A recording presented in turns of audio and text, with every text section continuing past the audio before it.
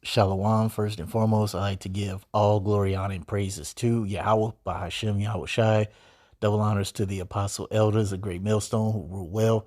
And salutations to all you brothers out there pushing this word in love, truth, sincerity, and humility. Once again, it's the brother Shatia from the Chicago camp coming back to you with what I hope is another quick and edifying sit down. And this is a video that I just so happened to see on my TikTok feed. And I didn't even know this, but I guess you got this Jake female by the name of Tiffany Cross. And it says in the caption underneath that she actually lost her job because of the things that she was saying as it pertains to this concept called so-called white replacement. So we're to let this video play without any interruptions because it's she is giving off some heat. So we'll let this play and then we'll get some scripture. A lot about white replacement theory. You've heard a lot about the great replacement theory recently. In other words, you're being replaced and there's nothing you can do about it. So shut up. Yeah, well, this may be a surprise to many of you, but I actually do think white replacement theory is very legitimate, and it's absolutely something to fear. After all, just look at the disruption that white replacement has already caused. Many of us have seen the dangers when powerful white people decide they want something, they annex it. And they've never had a problem replacing the people who stand in their way. In fact, on this very day in 1830, Congress passed the Indian Removal Act, which began the forced relocation of thousands of Native Americans in what eventually became known as the Trail of Tears. So basically, white settlers saw all this fertile land and wanted it for themselves. But the indigenous were in the way. They had to be replaced with white faces. So, voila. More than 100,000 Native Americans were forced, often by the U.S. military, to abandon their homes and relocate to Indian territory. More than 4,000 died on the journey. White replacement is deadly. And it didn't stop there. It continued through the centuries with violent destruction of black cities, like what happened 101 years ago this week in Tulsa, with things like redlining, the redrawing of congressional maps, etc. And when too many people of color started voting, white folks knew what to do. Simply replace them with white voters. Make it harder for us, make it easy for them. Be violent if you have to, and use redistricting to let politicians choose their voters instead of the other way around. White replacement is a danger to everyone. Just look at the many Chinatowns across the country. As NPR points out, they originally formed at the edges of downtowns. They represented more than 150 years of immigrant survival. Not anymore. The problem? In many cases, white people wanted that sweet downtown real estate. The solution? Replace the folks who are already there. A study of Chinatowns in Philadelphia, New York, and Boston showed that the number of white residents in Chinatowns was growing at a faster rate than the overall population in those cities. So the systems the working class people in those communities rely on for survival are disrupted, and they have to bounce. White replacement is costly. From the Latino community getting priced out of San Francisco's Mission District to New York's Lower East Side pushing out Puerto Ricans who can't survive the housing market, this modern-day colonialism continues to disrupt and displace so that well-off white people can live without the inconvenience of the very folks who gave the community its life. White replacement is gangster. That's especially seen right here in the nation's capital. When the wealthy and white caught wind of how dope D.C. was with cultural history, housing black excellence, they simply said, it's mine now, and doused Chocolate City with vanilla creamer, all whilst complaining about the thriving, joyful noises of go-go bands. White replacement can strangle culture. So yes, we should all be concerned about white replacement. It is, after all, a very threat to our survival here. And I suppose white replacement requires study by some. Perhaps this should be a tenet of critical race theory. The people who want to replace us literally can't live without us. Meanwhile, we're just out here trying to survive them while they come up with new dumbass reasons to fear us. Infuriating. Yeah, sister got a beautiful spirit on her, but it was just nothing but the truth. All right. Bad Uncle Esau got all butthurt because his terrible history was being brought to the light in such a way that it made him look like the bad guy. And you know Bad Uncle Esau does not like to be seen as the bad guy, but this is all true. And see, this is all part of his curse. As we go to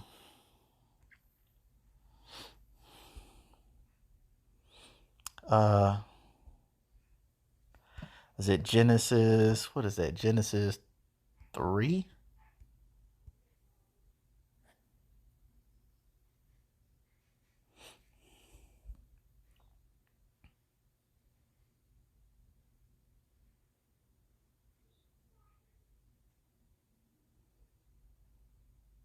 No. Or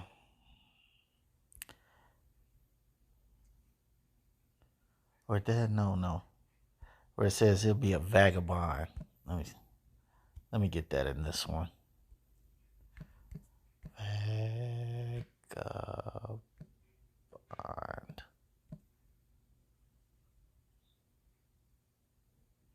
Oh, sorry, it's just in the next chapter. My bad. Genesis 4.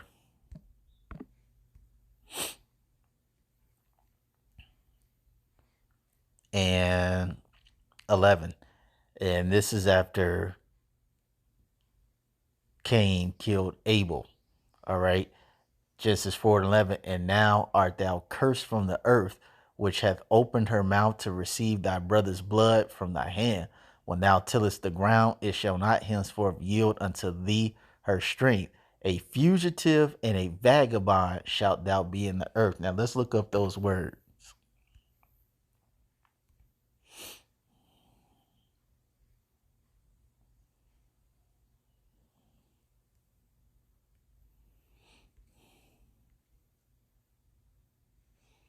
Let's get a fugitive. Strong's H 5128. Nuah. It says quiver, toddle, shake, reel, stagger, wonder, move, sift. To waver, quiver, vibrate, swing, stagger. To totter. To be tossed about or around. To cause to wonder. Okay. That's fugitive. Now let's go to vagabond.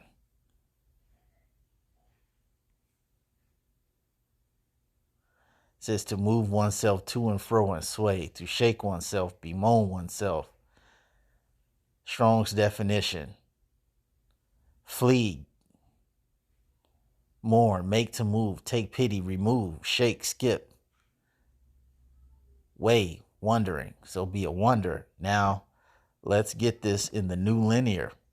Genesis 4 and 12, it says, no longer will the ground yield good crops for you, no matter how hard you work. From now on, you will be a homeless wanderer on the earth.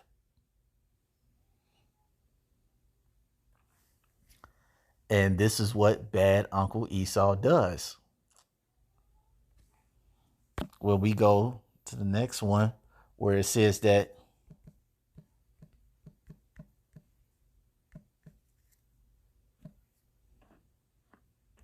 Habakkuk 2 and 5. And this is talking about bad Uncle Esau. Okay. Well, actually, you might start at 4. Yeah. Behold, his soul, which is lifted up, is not upright in him. But the just shall live by faith. It says, yea, also because he transgresseth by wine, he is a proud man. Who's that proud man? Bad Uncle Esau. It says, neither keepeth at home. Oh, let's get that word too. Keepeth. And what's that? Habakkuk 2 and 5.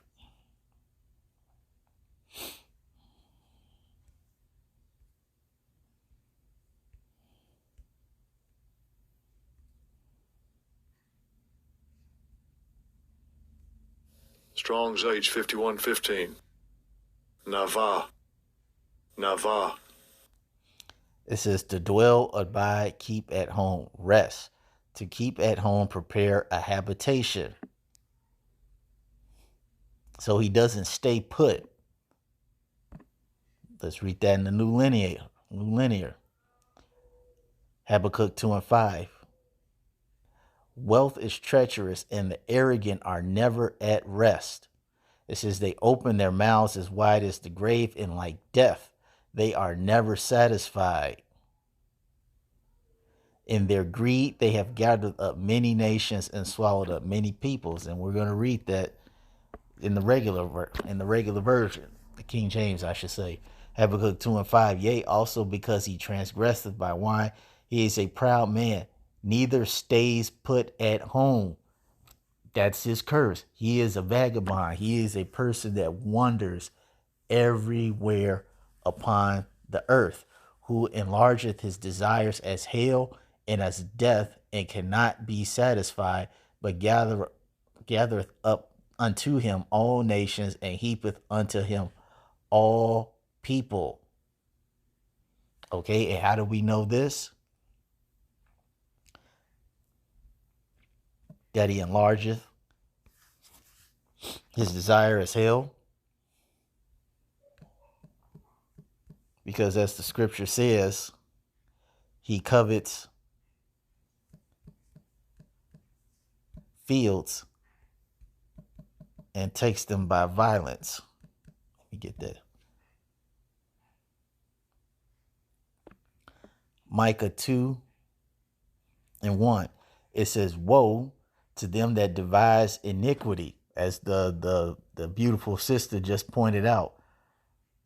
Redistricting, redlining, using the military for violence if they need to, and work evil upon their beds. It says when the morning is light, they practice it because it is in the power of their hand, because the earth has been given into the hands of the wicked. This is how bad Uncle Esau could get away, or has gotten away, with doing many of his treacherous deeds. And it says in verse 2, they covet fields. Let's get that word covet. In Micah 2:2.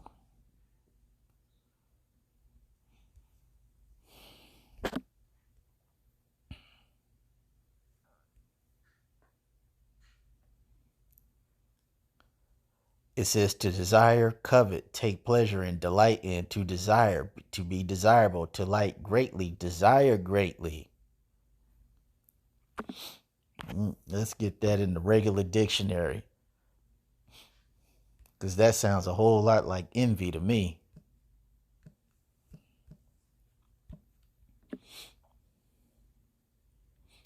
Covet, to wish for with eagerness, to desire possession of, often enviously.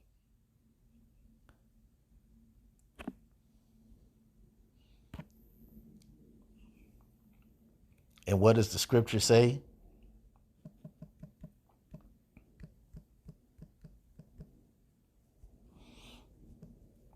Thou shalt not cover thy brother's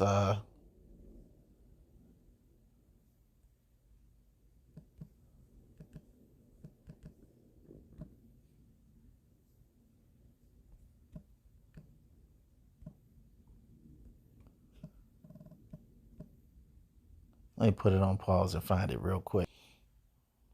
All right, here it is, Exodus 20:17. It says, thou shalt not covet thy neighbor's house, thou shalt not covet thy neighbor's wife, nor his manservant, nor his maidservant, nor his ox, nor his ass, nor anything that is thy neighbor's.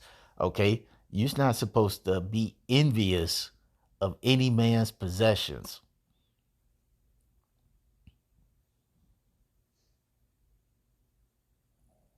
Okay, what the Lord gives to you, you should be happy and content with it. And even the scripture says that. All right, with water, food, clothes, our house and raiment, let us be content therewith. Okay, but this isn't the mindset of bad Uncle Esau. Okay, he has to have everything, and everything has to be his, even if it's not his. That's why it says, let's continue to read this. And they covet fields and take them by violence, and houses and take them away. So they oppress a man, his house, even a man and his heritage. Okay, as she gave you the rundown of this man's track record everywhere he went, he saw it, he envied it, and then took it over. They liked everything about the neighborhood. As she said, they liked everything about the neighborhood that made it vibrant, but then complaining about the people. Wow, I like the colors, I like the music, I like the food, and it's too many Puerto Ricans over here. Oh, I like the dance clubs, I like the fashion state. Ooh, it's too many niggas over here.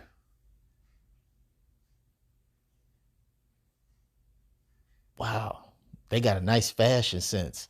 I like their traditions. Ooh, man, it's too many Chinese people over here.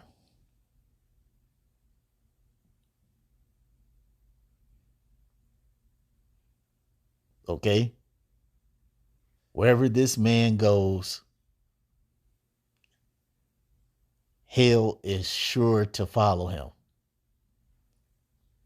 As the woman said, you had the Trail of Tears, you got Ephraim getting displaced, you got Moab getting displaced. All right, you got Issachar getting displaced, you got Judah getting displaced. And then, God forbid, they try to fight for that land. Oh, too bad. As the scripture said, they take them by violence, using the military to get people out of an area which they created and made vibrant. And now you jealous. So now you going into the neighborhood, and then all the people are moving out. And then once all the people move out, you like, man, this neighborhood ain't what it used to be. Of course it ain't. Because the people that made it vibrant, you kicked them out.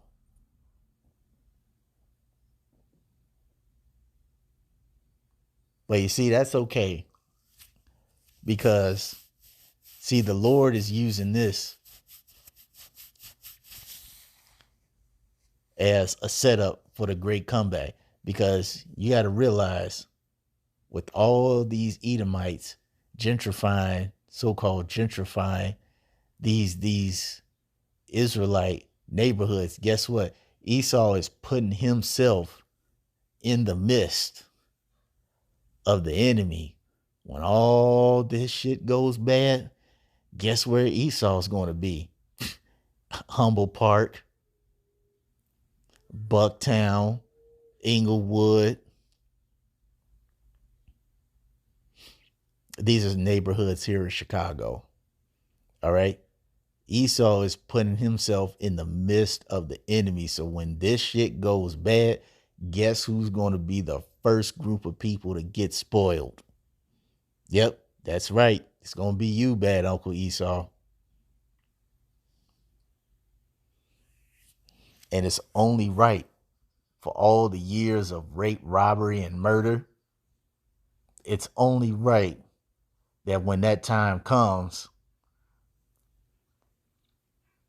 people are going to get their hands on you, as the scripture says.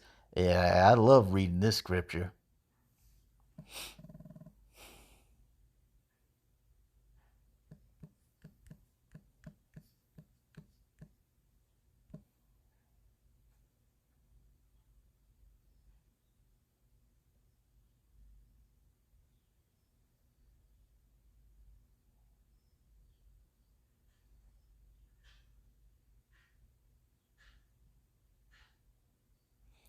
Genesis 49 and 8.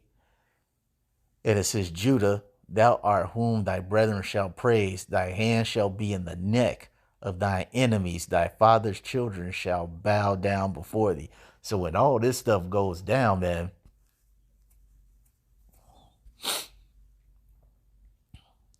Jake is going to get a piece of that ass. You better believe Jake is going to be in that ass. Because all these people, all these Israelites that you have displaced, bad Uncle Esau, they're not going to forget that. They're not going to forget it. And as soon as the time comes, they're going to come get you. So that's all I want to say on this. I hope you all were edified. Till the next time, we're going to say shalom.